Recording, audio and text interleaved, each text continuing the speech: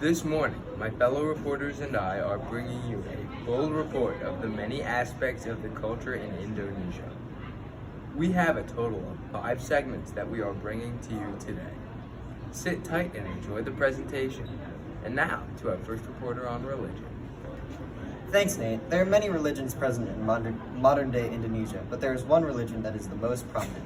This religion is Islam. Specifically, a more modern version of Islam is the religion for over 85% of the country.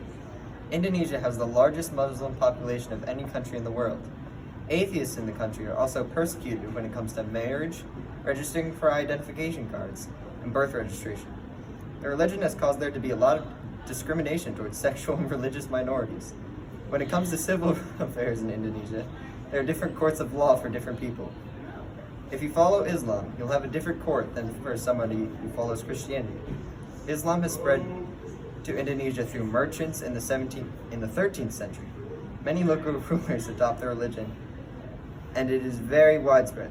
Islam is taught in many schools and has a large impact on the way that citizens live life.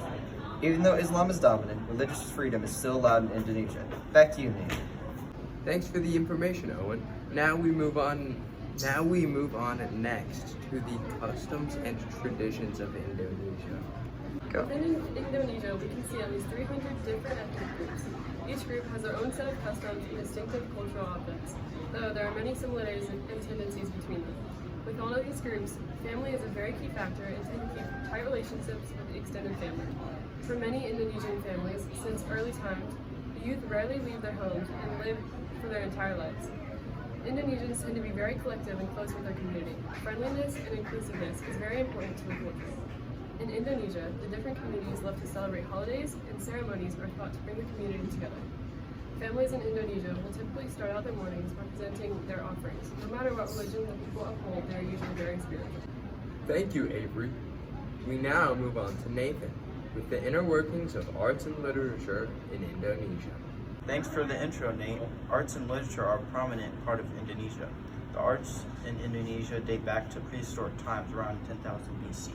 What we know about early Indonesian literature originally is from Malay literature, which lasted into the 20th century. Malay literature includes themes of folklore, which is myths, legend, folk tales, epics, poetry, proverbs, and oral histories. The Javanese are known for their puppetry, with influences from Hindu and Buddhist traditions. Many themes in Javanese literature come from Islam. A dominant part of Indonesian culture also comes from art. Indonesian art is very diverse and includes a wide variety of jewelry, breadwork, batik, pottery, metal, baskets, wood carvings, and paintings. Wow, who knew there were so many works of art in Indonesia influenced by ancient times? We now move back to Avery with the languages of Indonesia. Indonesian is the official language of Indonesia. Indonesian is a standard variation of Malay. Malay is an Austronesian language from the lingua franca. It became the official language around Indonesian independence in 1945.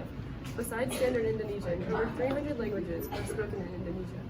Some of the many languages include Achinese, Batak, Sundanese, Javanese, Sasak, Tetum of Timor, Dayak, Minasha, Turaha, Briganese, Holomora Hera, Abanese, Ceramese, and several Iranese languages. Certain languages are spoken in specific regions in Indonesia, while others are spoken throughout. Very impressive, Avery. Now we are down to the final section presented by me. The government of Indonesia became independent in 1949. That same year, the Constitution was written, which outlines the system of laws and government.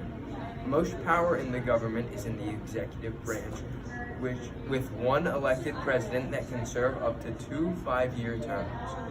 The president chooses judges at the highest level, while at lower levels, there are different judicial systems for different ethnicities and religions. There are 30 provinces in the country of Indonesia, and each province is split into many kabupaten, which all have self-elected governors and legislature. Thank you so much for watching, and I hope you have enjoyed this morning's production. We hope you come back soon.